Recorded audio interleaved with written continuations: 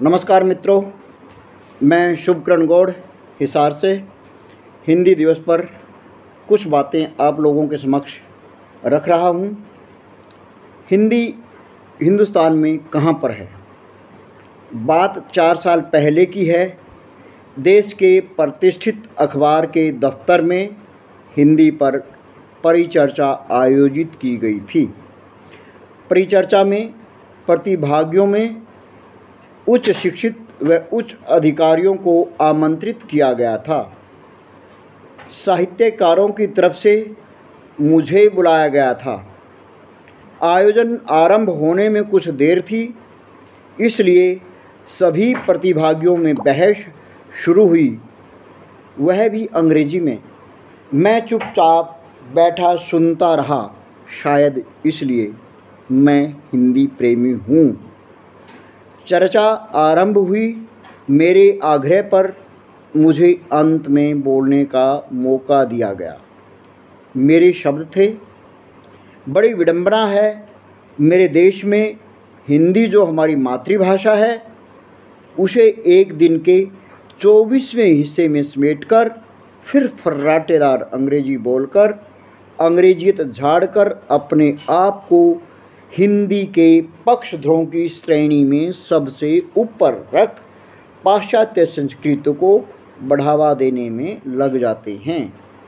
जहां हमें हिंदी दिवस पर हिंदी के प्रचार प्रसार के लिए बात करनी चाहिए थी, वहां पर हम हमारी जिम्मेदारी से बचकर उस भाषा में बात कर रहे हैं जो हमारे ऊपर थोपी हुई है।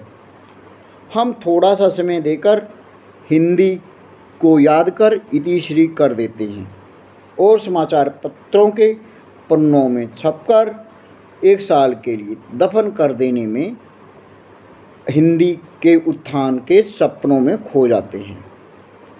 और अगले साल फिर शहर के बुद्धिजीवियों का हुजूम इकट्ठा होकर आयोजन में बड़े धड़ल्ले से अंग्रेजी में वार्तालाप कर अपने आप को हिंदी के ठेकेदार समझने लग जाते हैं। हमारे सभ्य समाज में हिंदी कहाँ पर है, यह जानना अत्यंत महत्वपूर्ण है।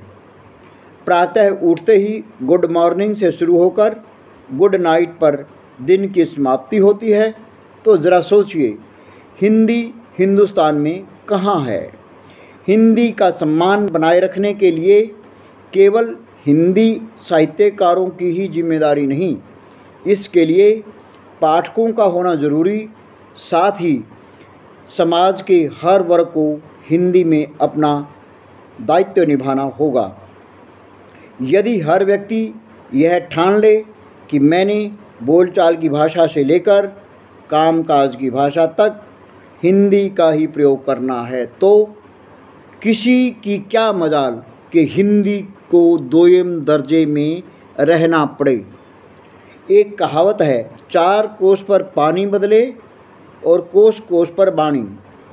परंतु इसका मतलब यह नहीं कि हम अपनी मातृभाषा को छोड़कर दूसरे देश की भाषा जो उधार लेकर मदहोशी के आलम में खोए रहें और हमारी माँ हिंदी इतनी पिछड़ जाए कि हम हमारी आने वाली पुश्तों को वसीयत में केवल यही देकर जाएं कि हमारे देश की मातृभाषा हिंदी होती थी और 21वीं सदी के बुद्धिजीवियों, साहित्यकारों, लेखकों, इतिहासकारों, समाज के हर वर्ग और सरकार ने अपने फ़ायदे के लिए अंग्रेजी के मोह के कारण आज हिंदी भाषा लुप्त हो गई है।